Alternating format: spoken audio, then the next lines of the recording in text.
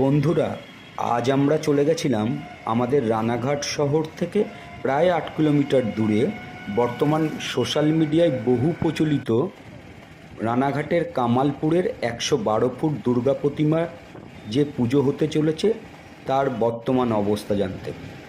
আদেও পুজো হবে কি না এই নিয়ে পুজো উদ্যোক্তাদের মধ্যে একটা সংশয় দেখা দিয়েছে। নদিয়া জেলা প্রশাসন, লোকাল থানা, বিদ্যুৎ দপ্তর, দমকল দপ্তর এই পুজোর পারমিশন এখনও পর্যন্ত দেয়নি। এদিকে কাজ চলছে জোর কদমে। এই পুজো নিয়ে আগামীকাল সোমবার 30শে সেপ্টেম্বর 2024 কলকাতা হাইকোর্টে শুনানিও রয়েছে। ইতিমধ্যেই কামালপুরের এই 112 ফুট দুর্গা প্রতিমা পুজোর খবর দেশ থেকে বিদেশ ছড়িয়ে পড়েছে সোশ্যাল মিডিয়ার দৌলতে।